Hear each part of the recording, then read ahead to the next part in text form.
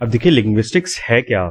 ये एक scientific study है रिगार्डिंग लैंग्वेज। अब देखिए वैसे तो लिंग्विस्टिक्स में कई सारी ब्रांचेस आ जाती हैं, for example phonetics, vocabulary etcetera, लेकिन यहाँ पे हम लोग हिस्ट्री ऑफ लिंग्विस्टिक्स देखेंगे ताकि हमको एक ओवरऑल हिस्टोरिकल डेवलपमेंट पता चल सके ऑफ द ह्यूमन सिविलाइजेशन। अब देखिए लिंग्विस्टिक्स दुनिया में पहली बार इंडियन स्कॉलर पाणिनि के द्वारा स्टडी किया गया था इन अ सिस्टमैटिक वे। ये महाजनपद के समय में यानी कि 6th सेंचुरी बीसी में पाणिनि ने स्टडी किया था।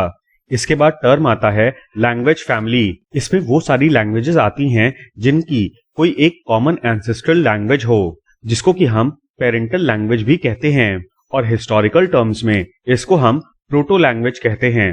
ये एक तरीके से मदर लैंग्वेज होती है। अब इसको आप मदर टंग से कंफ्यूज मत करिएगा, क्योंकि मदर टंग मतलब होता है आपकी मातृभाषा जो कि आपने शुरुआत से बोली है, जबकि मदर लैंग्वेज एक रूट लैंग्वेज होती है जिसपे पेस्ट आज की मॉडर्न लैंग्वेजेस हैं। फिर आता है लैंग्वेज कॉन्टैक्ट। ये प्रोसेस तब होता है जब दो या दो से अधिक लैंग्वेजेस के स्पीकर्स आपस में इंटरैक्ट करते हैं और एक दूसरे की लैंग्वेज को इन्फ्लुएंस करते हैं। ऐसे में काफी सारे वर्ड्स एक्सचेंज हो जाते हैं। इसका एक बहुत ही फनी सा एग्जाम्पल है।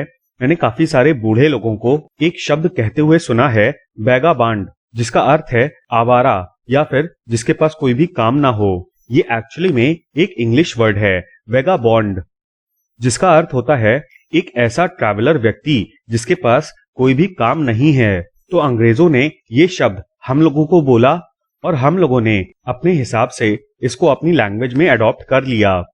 अब देखिए इस वीडियो में हम कॉन्टैक्ट लिंग्विस्टिक्स पे कंसंट्रेट करेंगे, जो कि स्टडी ऑफ लैंग्वेज कॉन्टैक्ट है। अब देखिए वैसे तो भारत में ये सारी साउथ एशियन लैंग्वेज फैमिलीज आती हैं, हाउएवर इसमें से इंपॉर्टेंट इंडो ईरानियन, द्रविडियन और ऑस्ट्रो एशियाटिक लैंग्वेजेस हैं। अब देखिए इंडो यूरोपियन लैंग्वेजेस की बात करें तो ये काफी बड़े एरिया को कवर करती हैं। इसमें से सबसे ज्यादा सिमिलैरिटी हमारी संस्कृत और ग्रीक लैंग्वेज में है। जैसे हम लोग संस्कृत में पठती पठता पठंती पढ़ते हैं, वैसे ही ग्रीक लैंग्वेज में भी ग्रामेटिकल अंडरटोन्स हैं सिमिलर टू संस्कृत। इवन आज के समय में भी दुनिया में सबसे ज्यादा लोग इसी लैंग्वेज फैमिली के हैं, जिसमें स्पेनिश, इंग्लिश, हिंदुस्तानी यानी कि हिंदी या फिर उर्दू, पोर्टुगीज, बंगाली, मराठी, पंजाबी और रशियन आते हैं विद अराउंड 100 मिलियन स्पीकर्स। जबकि जर्मन, फ्रेंच जैसी जो भी भाषाएं हैं इसके 50 मिलियन स्पीकर्स ईच हैं।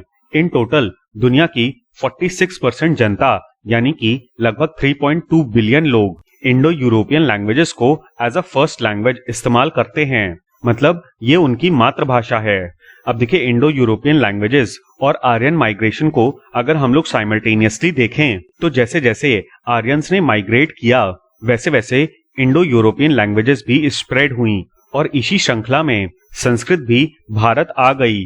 अब देखिए दुनिया में सेकंड नंबर पे है सिनो टिबेटियन लैंग्वेज फैमिली, जिसको हम ट्रांस हिमालयन फैमिली भी कहते हैं, क्योंकि ये हिमालय के दोनों तरफ बोली जाती है। इसके लगभग 1.3 बिलियन लोग चाइनीज लैंग्वेजेस बोलते हैं।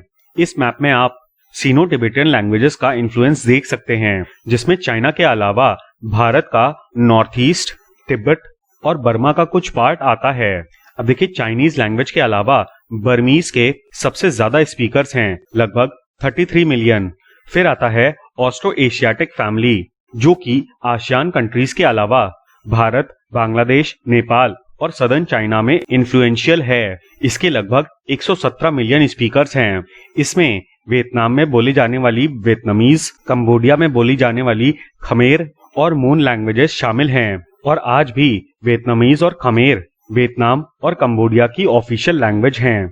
मून लैंग्वेज म्यांमार और थाईलैंड में बोली जाती है। इसके अलावा अमेंडमेंट के थ्रू भारत में संतली को भी इंक्लूड किया गया था इन दी 22 लैंग्वेजेस ऑफ 8th शेड्यूल। तो इस चीज को आप ध्यान रखिएगा कि Santhali Austro Asiatic languages family का पार्ट है। इस मैप में आप देख सकते हैं कि संथल ट्राइब्स जो कि बंगाल और उड़ीसा के क्षेत्र में आती हैं, उनके ऊपर ऑस्ट्रो एशियाटिक लैंग्वेजेस का इन्फ्लुएंस है। इसके अलावा मेघालय की खासी लैंग्वेज भी इसी लैंग्वेज फैमिली में आती है, और अंडमान निकोबार में बोली जाने वाली लोकल लैंग्वेज वो भी इसी फैमिली का पार्ट है। नेक्स्ट हम बात करते हैं द्रविडियन लैंग्वेज फैमिली की, जिसके लगभग 215 मिलियन स्पीकर्स हैं। इसमें से ज्यादातर लोग साउथ इंडिया में और नॉर्दर्न श्रीलंका में स्थित हैं। इसमें साउथ इंडिया में बोली जाने वाली तेलुगु, तमिल, कन्नड़ और मलयालम शामिल हैं।